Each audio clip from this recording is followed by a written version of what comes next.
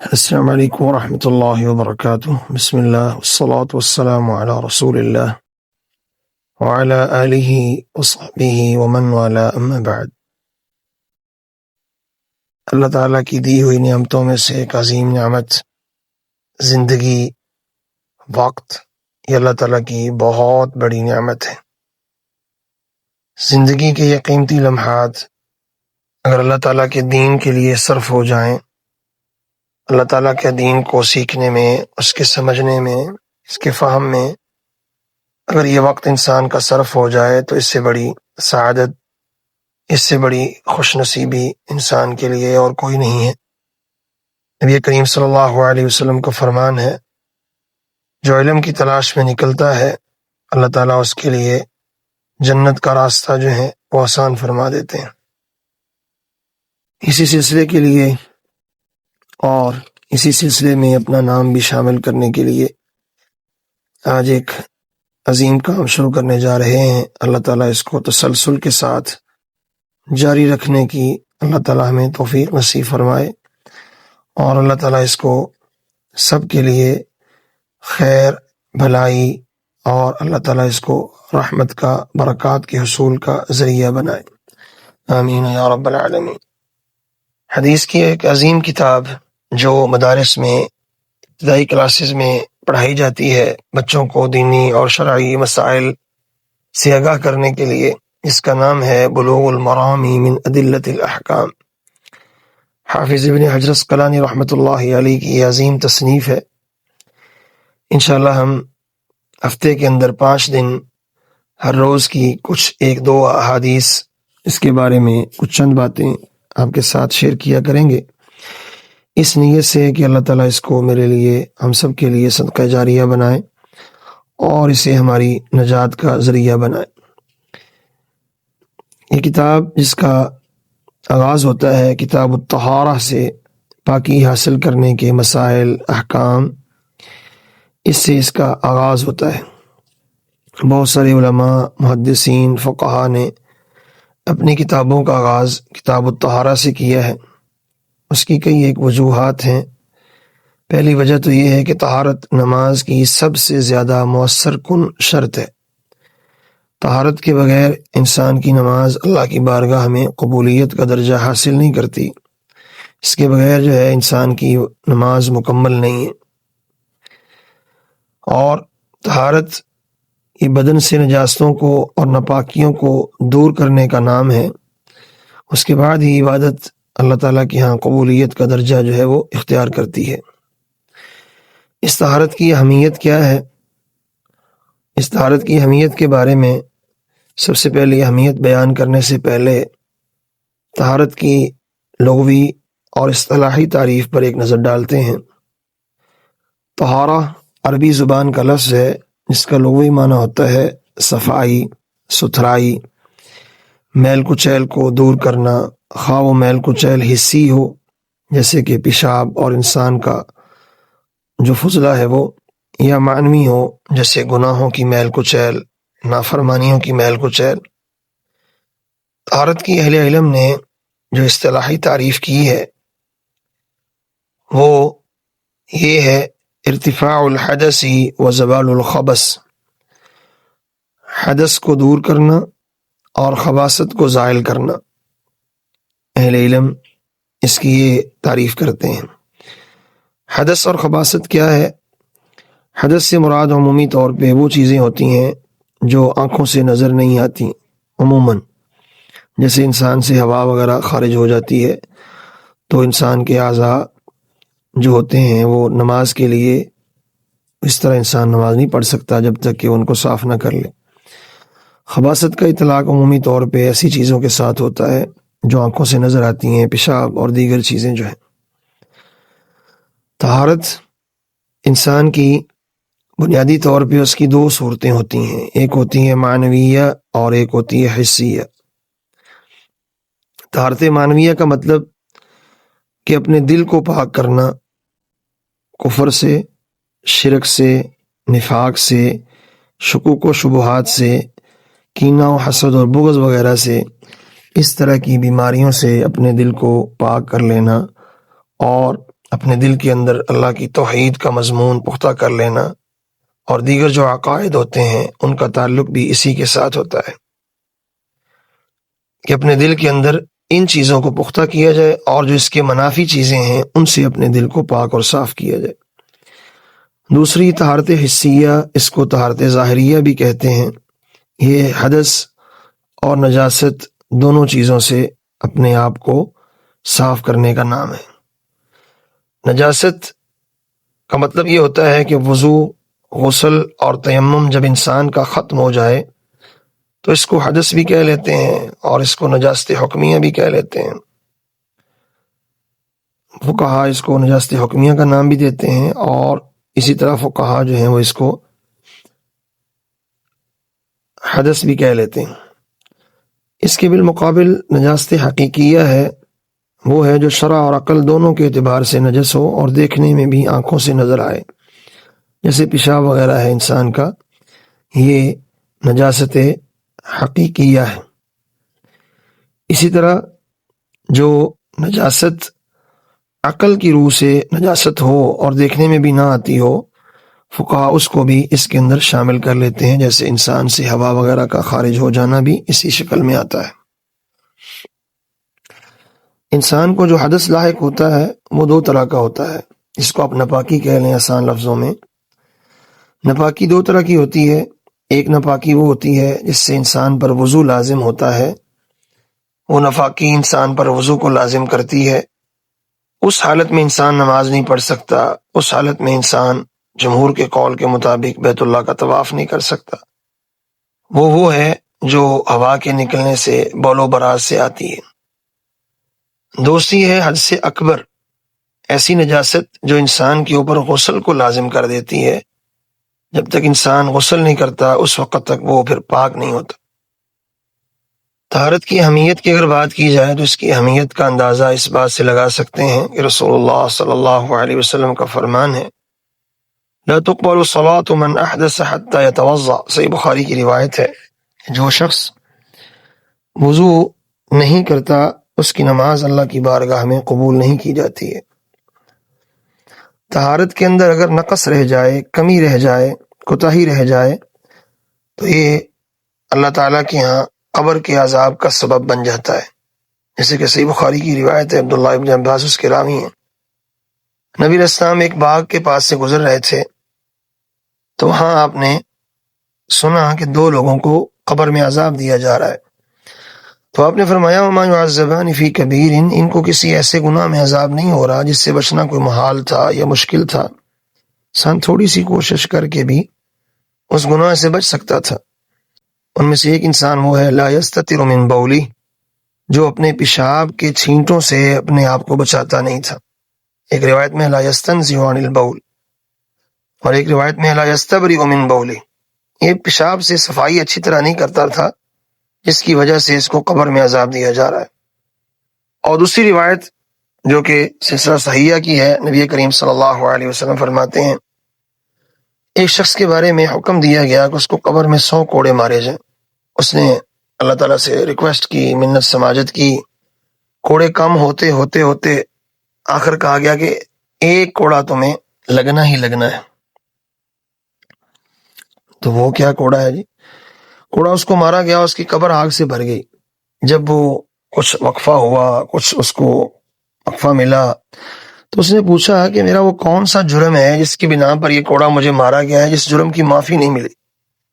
تو جواب ملا مررت علی مظلوم فلم تنصرہ، تم ایک مظلوم کے پاس سے گزرے تھے، تم نے اس کی مدد نہیں کی تھی۔ اور دوسرا صلیت صلاۃ بغیر طہور، تم نے ایک نماز وضو کے بغیر پڑھی تھی۔ تو اس سے بھی طہارت کی اہمیت کا اندازہ ہوتا ہے کہ طہارت میں کمی کوتاہی رہ جائے تو یہ اللہ کے ہاں عذاب کا باعث بنتی ہے۔ طہارت، اس کی اہمیت کا اندازہ اس بات سے بھی لگائیے کہ اللہ سبحانہ و تعالیٰ قرآن مجید میں بہت سے مواقع پر طہارت حاصل کرنے والوں کی تعریف کرتے ہیں، ان اللہ یحب التوابین ویحب المتطہرین، جو بہت اللہ کے سامنے توبہ کرتے ہیں اور بہت زیادہ طہارت حاصل کرتے ہیں، اللہ تعالیٰ ایسے لوگوں سے محبت کرتے ہیں۔ سورۃ توبہ میں فرمایا واللہ یحب المتطہرین، جو خوب طہارت حاصل کرتے ہیں اللہ تعالیٰ ان سے بہت محبت کرتے ہیں۔ صحیح مسلم کی روایت میں نبی کریم صلی اللہ علیہ وسلم نے اس کو شطر الایمان، جس کا ایک معنی نصف الایمان بھی کیا جاتا ہے، اس کو ایمان کا نصف قرار دیا ہے، ایمان کا حصہ قرار دیا ہے۔ صحیح مسلم میں ابو مالک اشعری رضی اللہ عنہ کی روایت ہے، آپ صلی اللہ علیہ وسلم نے فرمایا طہور شطر الایمان، طہارت ایمان کا حصہ ہے۔ طہارت یہ انسان کی فطرت کے بھی عین موافق ہے۔ اللہ تعالیٰ نے انسان کی فطرت کے اندر یہ بات رکھی ہے کہ اس کو صفائی ستھرائی، خوبصورت رہنا، گندگیوں سے اس کو دور بھاگنا، یہ انسان کی فطرت میں شامل کر دیا گیا ہے۔ اللہ کہ انسان اپنی فطرت کو مردہ کر بیٹھے تو وہ الگ بات ہے۔ طہارت اور نظافت جہاں اس کے دیگر کئی سارے فوائد ہیں، وہاں اس کا یہ بھی فائدہ ہے کہ انسان سے بہت سی امراض اور بہت سی بیماریوں سے بچاؤ کا ذریعہ بھی بن جاتی ہے۔ طہارت کا حکم یہ ہے کہ اللہ سبحانہ و تعالیٰ نے طہارت حاصل کرنے کو لازم کیا ہے۔ وَثِيَابَكَ فَطَهِّرْ، اے ہمارے پیارے پیغمبر صلی اللہ علیہ وآلہ وسلم، اپنے کپڑوں کو صاف رکھیے۔ شریعت اسلامیہ کا اگر مطالعہ کیا جائے تو شریعت نے جو 10 چیزیں فطرت کے اندر بیان کی ہیں، ان میں سے بہت سی چیزیں ایسی ہیں جن کا طہارت سے ہی تعلق ہے۔ قص الشارب، اپنی مونچھوں کے بالوں کو کٹوانا، یہ بھی صفائی ہوتی ہے۔ السواک، مسواک کرنا، دانتوں کی صفائی ہے۔ الاستنشاق بالماء، ناک کے اندر پانی ڈالنا، یہ ناک کی صفائی ہے۔ قص الاظفار، اپنے ناخنوں کو کاٹنا، تو یہ ناخنوں کے نیچے کی صفائی ہے۔ غسل البراجم، اپنے پوروں کو دھونا، تو یہ بھی صفائی ہے۔ نتف الابط، اپنے بغلوں کے بالوں کو صاف کرنا، یہ بھی صفائی ہے۔ حلق العانہ، اپنے زیر ناف بال جو ہیں ان کو صاف کرنا، یہ بھی دیکھیں طہارت کے ساتھ تعلق رکھتا ہے۔ طہارت کے اندر اسلام نے اس پہ بہت زور دیا ہے، اور اسلام نے اس کے اوپر انسان کو بہت زیادہ ابھارا بھی ہے۔ طہارت کے فوائد کیا ہیں؟ اہل علم نے اس کے بہت سارے فوائد بھی بیان کیے ہیں۔ انسان کے گناہوں کا کفارہ بن جاتی ہے۔ رسول اللہ صلی اللہ علیہ وسلم کا فرمان مسند احمد میں، نسائی میں موجود ہے، جب مومن وضو کرتا ہے تو اس کے گناہ جھڑنا شروع ہو جاتے ہیں۔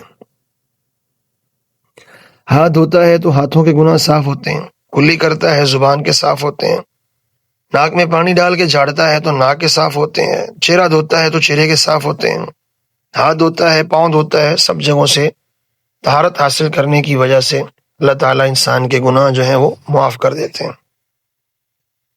طہارت کا ایک فائدہ اللہ کے پیغمبر علیہ السلام نے صحیح بخاری مسلم کی روایت میں بیان کیا کہ اس کی وجہ سے انسان کے قیامت کے دن جو 5 اعضاء ہیں وہ چمک رہے ہوں گے، اس کے پیچھے وہ سبب یہی طہارت یعنی وضو کرنا ہے۔ طہارت کا ایک اور فائدہ جو طب بھی بیان کرتی ہے اور حدیث بھی بیان کرتی ہے کہ طہارت حاصل کرنے سے انسان کے جسم کے اندر چستی آتی ہے۔ انسان سے میل کچیل بھی جہاں دور ہوتی ہے، وہاں انسان اپنے آپ کو چست کرتا ہے۔ اس کی اہمیت کا اندازہ لگائیں کہ اللہ نے جب انسان کو 5 مرتبہ اپنے دربار میں آنے کا حکم دیا ہے تو کہا ہے جن پاؤں سے چل کے آنا ہے ان پاؤں کو صاف کر کے آؤ، ان کو دھو کے آؤ۔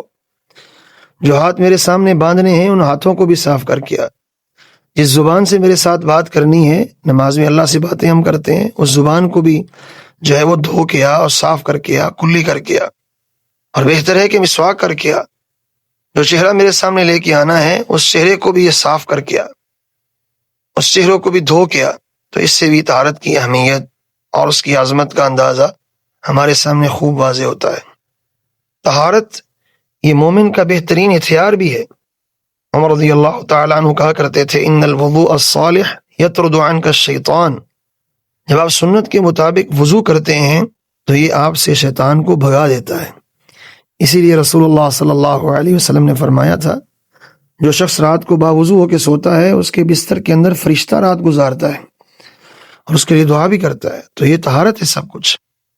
اور طہارت ہمیشہ باوضو رہنا اپنے آپ کو اللہ کے نبی علیہ السلام نے یہ مومن کی نشانی قرار دی۔ لا يحافظ على الوضوء الا مؤمن، مومن ہی ہوتا ہے جو اپنے وضو کے اوپر ہمیشگی کرتا ہے اور اپنے وضو کی پابندی کرتا ہے۔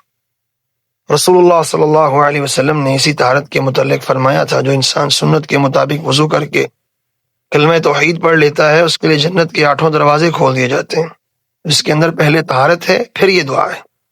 یہ طہارت ہے جو انسان کے لیے اتنے سارے فوائد کی حامل ہے، جس سے انسان کو اتنے سارے فوائد ملتے ہیں۔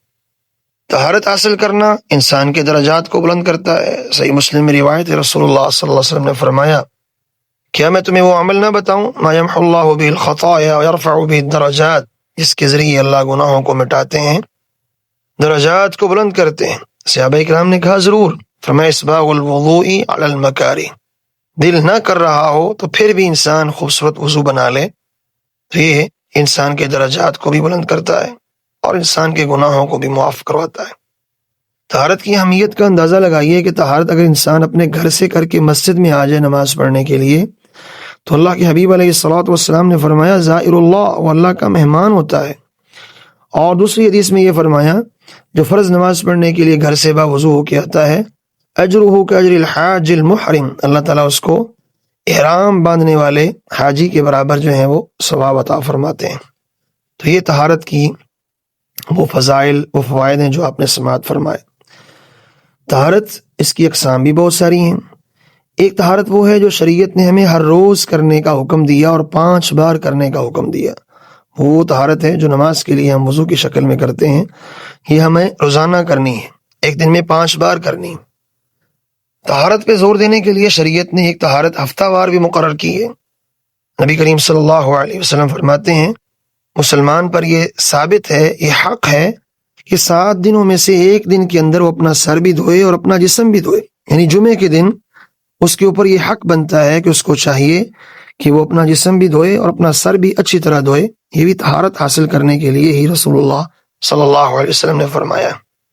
ایک طہارت وہ ہے جو شریعت میں خاص موقع پر حکم دیتی ہے۔ عیدین کا موقع ہو تو وہاں بھی نبی کریم صلی اللہ علیہ وسلم کی سنت ہے غسل کر کے آنا، خوشبو لگا کے آنا، مسواک کر کے آنا اور سر میں تیل لگا کے آنا۔ اس طرح کے جو اعمال جو زینت والے ہیں ان کو اختیار کرنے کا حکم دیا گیا۔ طہارت جو ہے اس کا تعلق انسان کے منہ کے ساتھ بھی ہے۔ شریعت کہتی ہے انسان کو ہر وقت اپنا منہ جو ہے وہ صاف رکھنا چاہیے۔ کیوں؟ السواک مطہرۃ للفم ومرضاۃ للرب، یہ اللہ کی رضامندی کا ذریعہ بھی ہے اور یہ انسان کے منہ کو صاف کرنے کا ذریعہ بھی ہے۔ تو رسول اللہ صلی اللہ علیہ وسلم کی احادیث کی روشنی میں یہ طہارت کی اہمیت اور عظمت جو ہے آپ نے سماعت فرمائی۔ امام صاحب نے جو باب قائم کیا ہے کتاب الطہارہ کا پہلا باب، وہ باب المیاہ، باب ہے پانی کے بارے میں۔ لفظی معنی ہے باب ہے پانیوں کے بارے میں۔ میاہ یہ ماء کی جمع ہے، جس کا معنی ہوتا ہے پانی، ماء کا معنی، اور میاہ پانیوں کے بارے میں۔ اب سوال یہ پیدا ہوتا ہے کہ پانی تو ایک ہے تو یہ جمع کا صیغہ پھر کیوں بولا گیا؟ باب ہے پانیوں کے بارے میں، جمع کا بولنا اس طرف اشارہ ہے کہ پانی کی مختلف قسمیں ہوتی ہیں۔ پانی بارش سے بھی حاصل ہوتا ہے، پانی دریاؤں، نہروں، سمندروں سے بھی حاصل ہوتا ہے، چشموں اور کنووں سے بھی حاصل ہوتا ہے، ندی نالوں سے بھی حاصل ہوتا ہے، نلکوں سے بھی حاصل ہوتا ہے۔ تو اس طرح کے تمام جو پانی ہیں وہ ہم اپنے غسل کے لیے بھی استعمال کرتے ہیں اور اپنے وضو کے لیے بھی ہم اس کا استعمال کرتے ہیں۔ اور طہارتوں کو زائل کرنے کے اندر جو اصل چیز ہے، بنیادی چیز ہے، شریعت نے وہ عمومی طور پہ عام چیزوں کے لیے وہ پانی ہی رکھی ہے۔ اس لیے امام صاحب نے باب المیاہ، باب ہے پانیوں کے بارے میں، پانیوں سے مراد یہاں مختلف قسم کے پانیوں کا حکم بیان کیا جائے گا۔ اس میں جو پہلی حدیث ہے وہ حضرت ابو ہریرہ رضی اللہ تعالیٰ عنہ سے ہے۔ فرماتے ہیں نبی کریم صلی اللہ علیہ وسلم نے فرمایا فی البحر، سمندر کے پانی کے بارے میں، هو الطہور ماؤہ، سمندر کا پانی بھی پاک ہے، والحل میتتہ، اور سمندر کا جو مردار ہے وہ بھی حلال ہے۔ تو رسول اللہ صلی اللہ علیہ وسلم نے اس حدیث کے اندر ایک پانی کا حکم جو ہے وہ بیان کیا کہ جو پانی ہے سمندر کا وہ پانی پاک ہوتا ہے، اگرچہ اس کی جو اسمیل ہے، بو ہے، اس کا رنگ جو ہوتا ہے وہ گھر سے نکلنے والا پانی، نلکے سے نکلنے والے پانی سے ذرا مختلف ہوتا ہے، لیکن جو بھی پانی ہے جب تک وہ اپنی اصلی اور قدرتی حالت میں موجود ہو، وہ بارش کا ہو، دریا کا ہو، کنووں کا ہو، چشموں کا ہو، وہ خود بھی پاک ہوگا اور آپ کے لیے طہارت کا ذریعہ بھی بنے گا، آپ کو پاکی بھی دے گا۔ اور دوسری چیز جو نبی علیہ السلام نے بیان کی وہ مچھلیاں جو سمندر کے اندر ہوتی ہیں، سمندر کا جانور ہیں، آپ صلی اللہ علیہ وسلم نے فرمایا اگر وہ پانی میں آپ کو مردہ مل جائیں تو اگر آپ کا دل مانتا ہے اس کو کھانے کو تو آپ اس کو کھا بھی سکتے ہیں۔